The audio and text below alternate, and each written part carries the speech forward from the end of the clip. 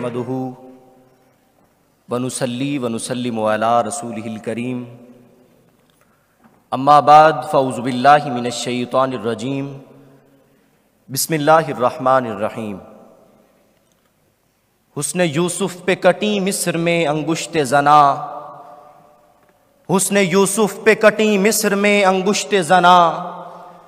سر کٹاتے ہیں تیرے نام پہ مردان عرب۔ حاضرین محترم، میرے جیسا کم علم اور کم فہم طالب علم بھلا اس عظیم ہستی کی شان کے بارے میں کیا گفتگو کر سکتا ہے کہ جس کی عظمت خالق کائنات کی زبان قدرت سے یوں ادا ہوئی، وَرَفَعْنَا لَكَ ذِكْرَكَ۔ کسی مقام پر فرمایا اِنَّا أَعْطَيْنَاكَ الْكَوْثَرَ،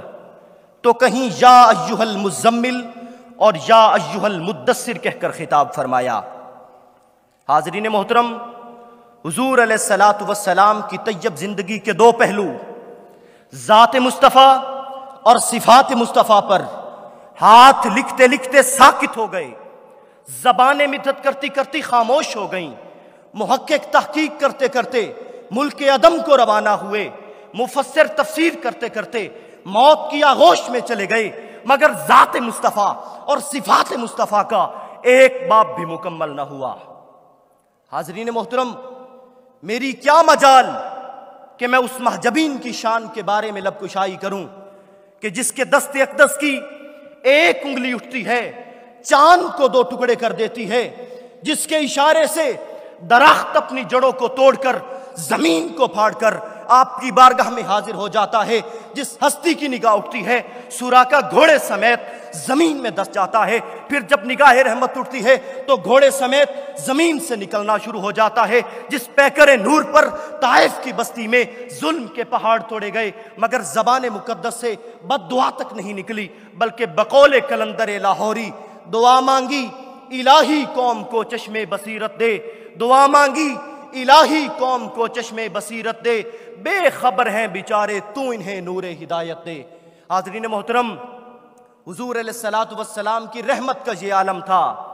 کہ آپ نے ایک تھپڑ مارے بغیر حضرت عبداللہ بن عباس جیسے مفسر قرآن تیار فرمائے، جن کی تفسیر قرآن سے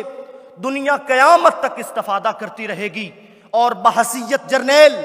ایسے سپہ سالار پیدا فرمائے کہ زمانہ جنہیں خالد بن ولید کے نام سے جانتا ہے، سچائی کی تربیت کی تو صدیق اکبر بنا دیا، عدل کا درس دیا تو فاروق اعظم بنا دیا، سخاوت کی نگاہ اٹھائی تو عثمان غنی بنا دیا، اور مکتب شجاعت میں علی شیر خدا بنا دیا۔ آخر پر حضور علیہ الصلوۃ والسلام کی تعلیمات اور سیرت کی روشنی میں حاضرین کو ایک پیغام دے کر اجازت چاہوں گا کہ محبت کی نظر اہل وفا کی شان پیدا کر، محبت کی نظر اہل وفا کی شان پیدا کر، بلندی اور پستی کی ذرا پہچان پیدا کر،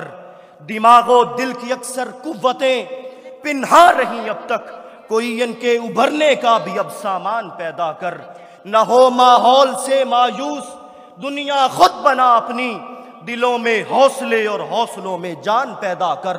تجھے تیری گزشتہ سر بلندی پھر سے حاصل ہو، تجھے تیری گزشتہ سر بلندی پھر سے حاصل ہو، وہ حکمت، وہ ہنر، وہ ذوق اے نادان پیدا کر، اور ضرورت ہے کہ ماضی کی طرح روشن ہو مستقبل، کوئی خالد، کوئی بوذر، کوئی سلمان پیدا کر۔ شکریہ۔